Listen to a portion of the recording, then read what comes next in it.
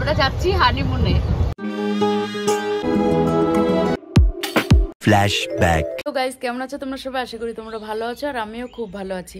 আজকে আমরা যাচ্ছি অনেক স্পেশাল একটা জায়গায়, যেটা আমরা অনেক দিন ধরে প্ল্যান করেছি যাব, যার জন্যই এত কিছু। ফেব্রুয়ারি 6 তারিখ। তো আজকে বিকালে আমাদের ট্রেন, মানে রাতে। তো বিকালের দিকে আমরা বেরোবো, কিন্তু ও এখন বেরোবে। এখন বাজে প্রায় 12টা বাজে, 1টার দিকেও বেরোবে খাওয়া দাওয়া করে। এখানে যাচ্ছি, ওখানে আমরা আমাদের গাড়িটাকে নিয়ে যাব, তাই জন্য ওকে অনেকটা টাইম আগে বেরোতে হবে।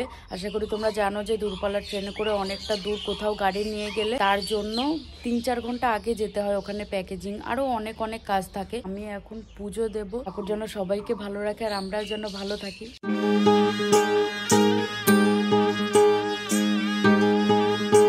তন্ময় আগেই বেরিয়ে যাবে, সেই জন্য বন্যা রাহুল এসছে ওর সাথে দেখা করতে। ও বেরোচ্ছে 1:30টার দিকে আর আমি বেরোবো 5টা কি 5:30টার দিকে। একসাথে থাকা, আড্ডা দেওয়া আবার হবে অনেকগুলো দিন পরে, সেটা ভেবেই মনটা খারাপ লাগছিল।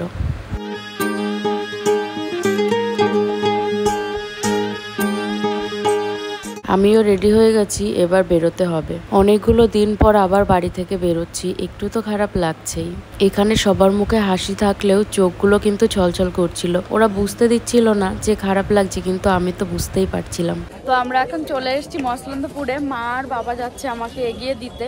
মা আর বাবা শিয়ালদা থেকে চলে আসবে, তারপরে আমি দিদিও যাচ্ছে আমার সাথে। চলে এসেছি শিয়ালদা। আমাদের ট্রেন শালিমার থেকে, তো এখন শালিমার যেতে হবে আমাদের।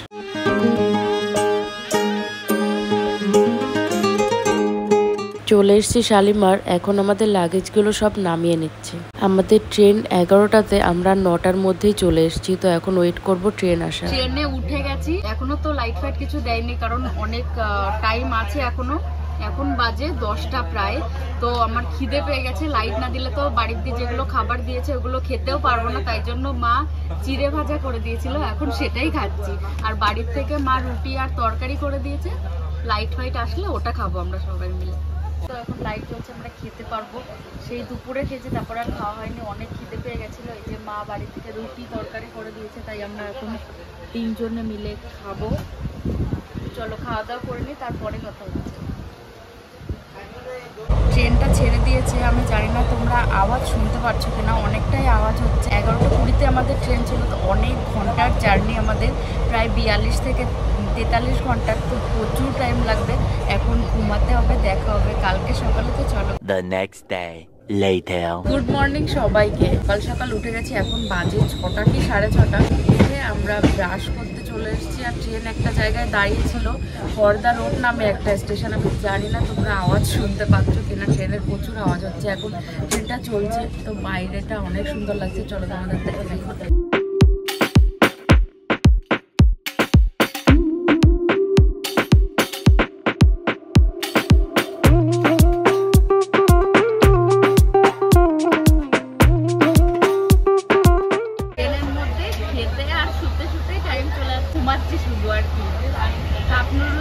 সেটাই খাচ্ছি আর এতক্ষণ তো মানে একটু একটু খাচ্ছি আর একটু ঘুমাচ্ছি। আর কি করবো, মানে সারাদিন এত বোর লাগে ট্রেনের মধ্যে। আমার তো একটুও ভালো লাগে না। ট্রেন চললে উপরে বসে থাকলে হয়তো মাথা করে, তার মধ্যে ঠান্ডা লেগে আমার শরীর মানে একটুও ভালো লাগছে না, বুঝতে পারছি না। পরে আবার কথা হচ্ছে। একটা স্টেশনে দাঁড়িয়েছি বিজয়বাড়া নামে, তো ওরা ওখানে গেছে। আমাদের সাথে তো দিদিও এসছে, দিদি আর ও গেছে খাবার আনতে, আর আমি ট্রেনের মধ্যে বসে ব্যাগ পাহারা দিচ্ছি।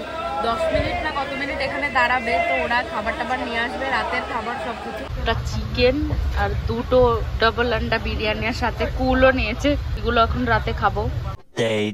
রাতে খাওয়া দাওয়ার পর আর কোনো ক্লিপ নেওয়া হয়নি, ঘুমিয়ে পড়েছিলাম। আমার শরীরটা একটু ভালো লাগছে না। অলরেডি 2টো রাত হয়ে গেছে যে আমরা ট্রেনের মধ্যে আছি। এখনো কত 5 থেকে 6 ঘন্টার বেশি হয়তো থাকতে হবে। ট্রেন একটু লেটও আছে। একটা স্টেশনে দাঁড়িয়েছে হুগলি নামে, এখানে বলছে সবাই যে 15 থেকে 20 মিনিট দাঁড়াবে, তাই জন্য এখানে যে খাবার এনেছে এইগুলো। এরপরে সবাই বলছে যে আর কোনো স্টেশনে দাঁড়াবে না, একবারে আমরা নামবো হচ্ছে কোথায় নামবো জানো?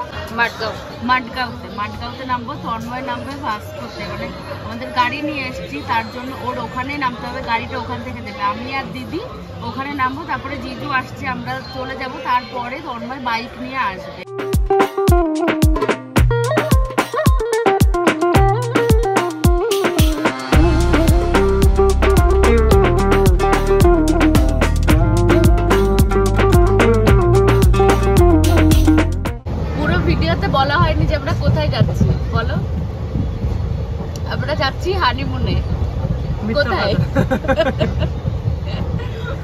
হ্যাঁ, কদিন আগে বিয়ে হয়েছে, এখন যদি কোথাও যাই তাহলে সেটা তো হানিমুনই হবে, তাই না?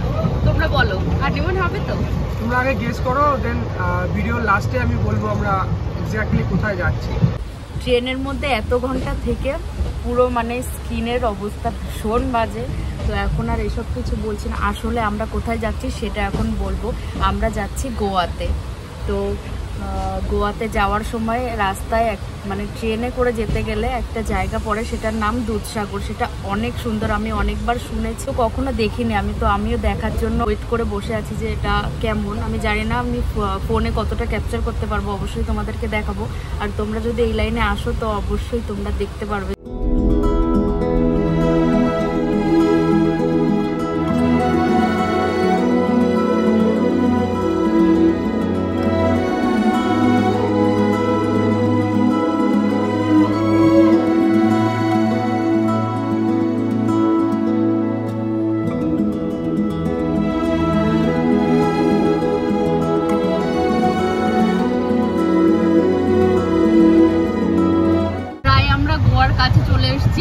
আমরা নামবো মাডগাঁওতে, তন্ময় নামবে হচ্ছে ভাস্কোতে, কারণ বাইক আছে। আর ও না জেনে ওখানে ভাস্কো ফর্ম ফিল আপ করেছে ভাস্কো, তাই জন্য ওর ওখানে গিয়ে বাইকটা নিয়ে তারপরে ওর যেতে হবে।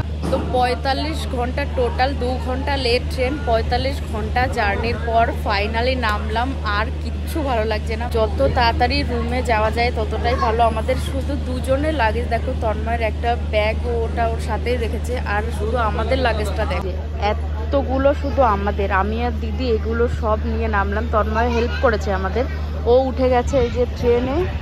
এরপরে ও ভাস্কোতে যাবে, তারপরে হচ্ছে নামবে। রুমে এসে ফ্রেশ হয়ে নিয়েছি, এবার কিছু খাবো। খাওয়া দাওয়ার পরে আমরা একটু রেস্ট নেব, কারণ এত ঘন্টা জার্নি করে আর ভালো লাগছে না।